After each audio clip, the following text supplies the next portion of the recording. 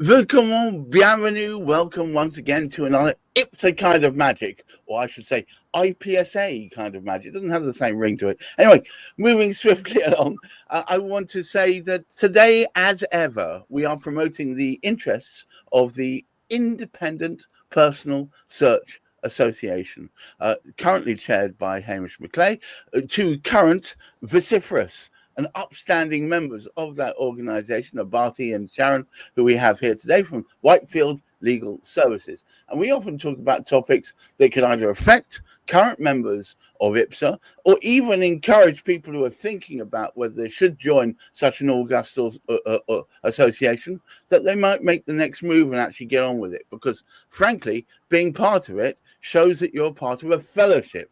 Now, today's topic is beyond the bargain. And of course, to start us off, I'm going to get the Honourable Hamish McClay to weigh in. Well, I'm not called Honourable very often, so it's a remarkable way to start. So thank you for that, Gareth. And just sort of add something as well, because it's not just IPSA members that listen. It's not just potential IPSA members that listen. There are members of the public who listen, and there are also potentially interested people in what IPSA members, IPSA members can actually sort of provide for them. One of the things as members of our particular association is we will get each of us. I mean, Sharon Barty, you're no different to myself. It happens to me. I had one coming yesterday. Sharon Barty had one coming last week. And if we went around all IPSA members, probably every single one of them would have had a request from somebody saying, what can you provide? What's it cost to get a search from you guys? Because they're looking at saying, let's see if we can find sort of something cheap. Now, we need to look at sort of several different ways of doing it. There's your one-off kind, which mine happened to be. I don't know the person, but there's the one-off kind. But of course, you want to come off with something that's accommodating for them. But that's a different story. But there's the other one that turns around and says, well, we can give you 100 searches a month. What can you do it for? And very often they will start cutting off. Well, no, that's £10 too much. That's £25 too much. I can get it cheaper. Now, whilst we would like in some occasions to say, well, you get it cheaper, go get it cheaper. It doesn't necessarily suit our business model, because if we can make a profit from it and provide a service to people, that's what we will do. But it needs to be two things. We need to be able to get the right price to provide a quality of service. We don't do cut down stuff. We can actually skim bits here and possibly there from time to time, but it depends on our business model. It depends on the volume that we are actually sort of looking to achieve. Because there's some people, I turn around and laugh at them and say, well, go get it, old son. Don't rely on it when you get it. But yes, I bought this yesterday from Amazon. And it's for my Dyson cool to keep me cool, to press the button. And it was fantastic. It wasn't the cheapest, but I knew I could get it the very next day. And I know it comes. There's no bleeding battery in it. What use is that? I've got to go and I had to buy 10 batteries. What are you buying into when you actually buy a search from IPSA members? And how do you look at pricing? All right. Well, literally, Barty. So I could probably, I'm feeling mischievous today, so apologies in advance. Surely I could get your searches done cheaper elsewhere if I just hunt around and keep pushing hard and getting people to drop their prices for me. I told you I'm being mischievous. Go on. Would you get all Barty's experience of 20 years? Yes. No. Right. So what is it I get when I get my searches from you, Barty? What is it? What am I buying into there? You're buying into a quality, correct, efficient services. That's what you're buying. And to get that, you have to pay, right? Yes, people are giving searches for £140, £120, but what are they buying, right? Are they getting the searches right? Are they getting qualified person to do their searches? Are they part of IPSA where we've been trained? Are they part of some organization where they get training of what goes in the search? Or is it just they get raw information, put it in there, and it's a cheap search. We don't have to worry about it. Let them have it. That's lawyer's problem, right?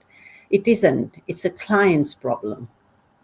It's their client who's going to be worst off with the correct information. And then who gets blamed? All the regulated search providers. You paint the same brush with everybody, because get what you paid for. So Sharon, is it about spoiling the pitch for a Haper Tatar? Is that what we're saying here? Well, that's what could happen, but we pride ourselves on our quality, our local knowledge, which is key, and that if we haven't got the knowledge in that area, we'll pass it on to another IPSA member who's got the knowledge in that area. Okay, they'll go to the council, which more than likely is in our areas is more expensive. But how do we know that the land charge officer has only been there 6 months? What do they know compared to us? So it's qualifying that information and making sure it's correct, and that's what you get with us. Pick up the phone and discuss, and we know our areas. Can I double down on that? Both of you guys come from quite a long history of association with the relevant organisations that provide these data. Am I right? Yes. Yes, absolutely. You're 20 years, is it? 20, yeah. I've been in the industry 15, 16 years, probably more, lost count. So, been doing it a long time. But it's not just doing it a long time, it's also the associations you built during that time, right? Yeah. So with the councils, like you say, going back, if we notice something that we think should be there on new developments or in the area, we can just pick the phone up and speak direct to them, because we've got great relationships with them, and they help. Barty, you're poacher turned gamekeeper, or is it the other way around? And so you've kind of seen both sides, which is kind of an unusual position to be in, right? Yes, absolutely. Because you know what, we've been in business for so long now. We know what's right and wrong, what happens in the searches, what goes in. And when it goes wrong, it's who is to be blamed for. It's trying to manage that search correctly, efficiently, because somebody is paying something like £500,000 for their property, and you can't afford to get that wrong. But then the other question it goes is where the client want all the cheap work done. Then where is the balance in that, right? That we need to sort of look at that now. Hamish, it seems to me if you're going to be spending what could arguably be the largest single purchase of your adult life on something, if you're domestic, and certainly vast quantities of money, even if you're commercial, you'd want to get it right, wouldn't you? Oh, absolutely. I think we had a tremendous example yesterday. Those who listen to several other podcasts we do, yesterday we had in attendance very knowledgeable, very experienced estate agent, Rowan Waller, the property pen. He does an awful lot of work with other estate agents now, but he was running his estate agency for more than 20 years, so he's got a significant experience from some of the very top, some of the very big sort of estate agents that he's worked for, as well as working for himself. One of the things he was saying is at this particular moment in time, for the very first time, the non-branded estate agents, the independent estate agents, have the highest share of the seller's market for the first time. Now, hang on. What can you ascribe that to? And what he said, in fact, this is one of the great things about getting experts on to tell me about things. It's how I learn. And he said the reason, Hamish, is quite obvious. If you go to Mr. Bigger, Mr. Corporate, he will probably have 250 properties on his books if he's lucky. You actually speak to your local man, he will have 15 to 20. Does he know his properties? Yes. He knows properties. Does he know his clients? He knows his clients. Does he know his area? He knows his area. Now that is exactly the kind of service we're speaking about. Service now, quality service that you will get from the likes of Barton and Sharon. You go to Whitefield, that is exactly what you get. Why are people going to Whitefield? Because they know what they're doing, because they are experts in their own right in their particular sort of field. Why are people wanting to switch away from those larger corporate ones? Yes, if there can be a quickish fix. The quick, use the wrong word for quick. It's nothing quick about it. Nothing quick about it.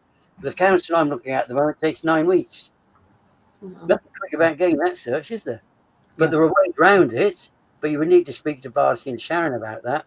Or I might let you know how we could actually sort of get round it. So they have been quoted 9 weeks on average. But in fact, if you go through a personal search agent, that could be quite a lot less than that, yes? Well, let me tell you this. If you were to go to the council direct, you could get it in 48 hours for £700. Would you want to do that? Oh, yes, twice, please. There are cheaper ways. All right. So, look, before we say anything more, a gentleman, I don't think it's a gentleman, a person called Bingo wants to say a big hello to you, Barty, who's on here from Pinpoint. So I quickly get that in there. Yes. Bingo, is that a person? It is a person, yes. Good, right. Marvelous. Good to know that people are watching. Some strange people watch these statements. Well, exactly. I count myself one of them. So, Barty, it amazes me that you guys get a more comprehensive search done than the factory conveyancers, and B, you tend to get it on quicker. Yes. To me, it seems like a no-brainer. Yes, and I wish a lot of the clients would think, and local solicitors think that they should come to us, because it is a no-brainer. Yeah, you can, like Hamish said, you go to corporate, you get all singing, dancing platform, try getting the search done. No, it doesn't happen that fast, because they're not done in-house, but they are subcontractors who are doing the work, right? So if you're paying the subcontractor to do the work, what are they providing you? At least if you come to us, we have the expertise, we have the experience, and we have the know-how to turn the searches around ASAP. And to have our knowledge, one has to pay a little bit more money as well. You can't have cheap search, but you want all the service at the same time. Do you get? It's so it's a balance what they want to do, Quite right. Well, and then are spending £500,000 or £250,000 to buy the property. Yes, it's about getting things into context, isn't it? I mean, if you're going to spend that kind of money on something, you'll want to make sure that you have as much relevant information up front, so you're making the right decision, and not later on down the line wishing that you actually asked or got better information. By the way, it turns out Bingo is Pinpoint Information Limited, and the gentleman's name is Craig. Craig, I haven't seen him for a long time. But to add to the blue, my wife has decided to pipe in. She's watching as well. We got everybody on board. Oh, we're getting a great interactive response. I know. Well, it's lovely to know that people are actually taking notice. Hamish, it appears to me that they are spoiling it for Haper Tatar. It's a minuscule amount cheaper or in variance, and yet if you go to the council themselves, they'll charge you a small fortune. Yeah.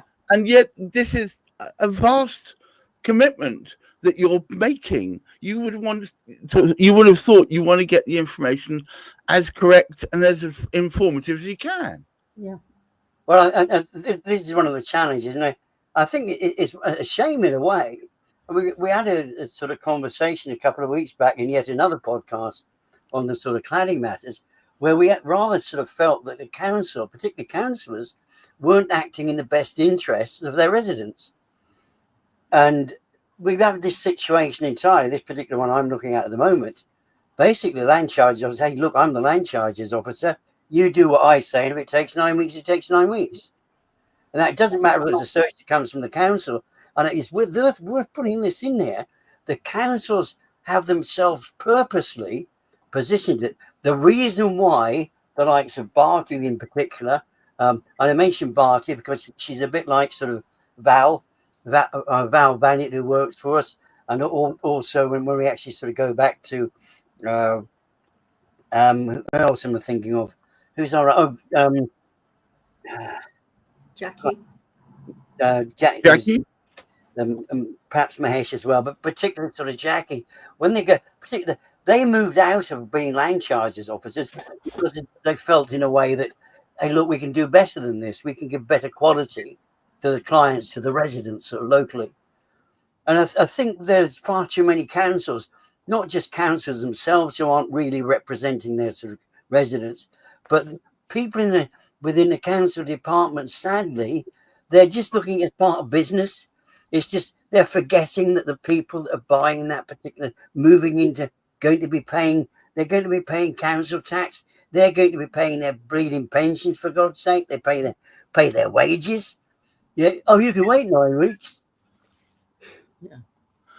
It's just ridiculous. Okay, well, look, thank you so much, Barty and Sharon, for making time in your busy day to be with us. Hamish McClay, of course, who set this up, our Lord and Master, and for myself, man of many purple hats, thank you all for watching. Please try and remember to keep your feet on the ground, keep reaching for the stars, but do look after that mental health. Until next week, bye-bye now. Thank you. Bye.